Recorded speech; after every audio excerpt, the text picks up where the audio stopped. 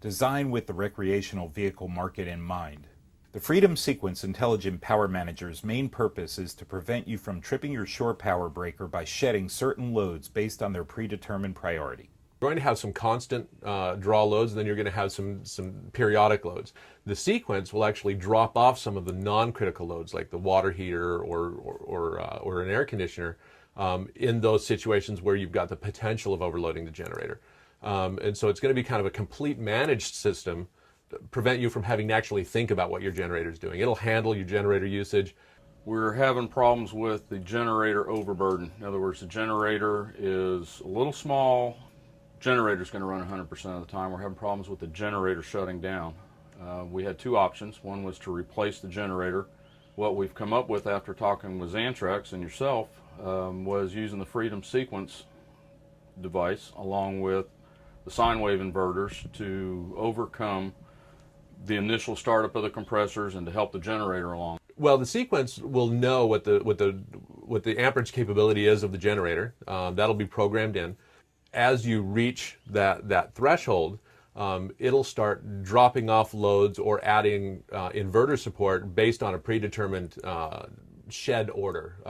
The lower priority loads will drop first, and then the higher priority loads will drop last. One of the Freedom Sequence's main attributes is that it works cohesively with inverters and existing generators to create a complete support system.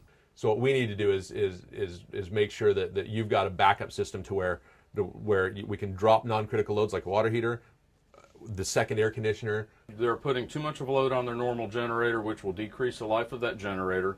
It is not practical to install a larger generator. Cannot be done. It is very practical to install a battery bank and an inverter and sequence or shed some of those loads off to the inverters. Seems to be, once it's installed in the proper way by a qualified technician, very low maintenance. With the proper use of the batteries and the installation, should be no problems with it. To make sure that we've got the real estate for the sequence, we're going to take the shore and the generator cables off of that back wall, move them to the front wall, and that'll give us that real estate we need on that back wall. And it's going to go in behind the panel. What we'll do is interrupt the power coming from our main circuitry. It will run through the sequence and then back up to our buses that will be gauged appropriate to the size, to the voltage we're actually running through the system, which is 50 amps. Our loads that we are going to actually shed using this device will come off of the breaker through either side of the sequence and then back to the breaker again, so it's protected. All of this will then be mounted down behind the panel, out of the way. And once installed, some inner workings. One of the things that we may have noticed in this installation is that we're running 6-gauge wire on the two hots, but you'll notice we're running a 10-gauge for the ground and the neutral. The sequence was kind of configured in a way to make it easy to take your main feed in, cut it in half, and tie it in. But it's not necessary to run full neutral and ground through the main of the sequence. You'll also notice that on the branch circuits, we only ran the hots. For the same reason, the neutral and ground inputs tie directly to the outputs and have no functionality internally, where the hot wire goes through the relay and the current sense transformers. When you're doing an installation in an electrical panel like this, just to minimize the connection points and to make it a simpler installation, a cleaner installation, we can just run the hots through the relays and through the current sense transformers, and the system will still function the way it's intended to. Another great feature is that the Sequence Power Manager can handle up to 4 AC and 4 DC loads at one time.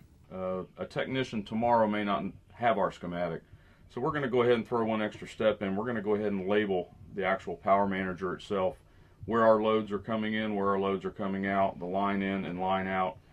Good idea in the RV world as a safety precaution. A final thought? Sequence Power Manager is the only power manager on the market that works seamlessly with an inverter charger and an automatic gen start that uses a single control panel that controls all the devices and communicates on the same language, which makes for a really easy, clean, and seamless installation.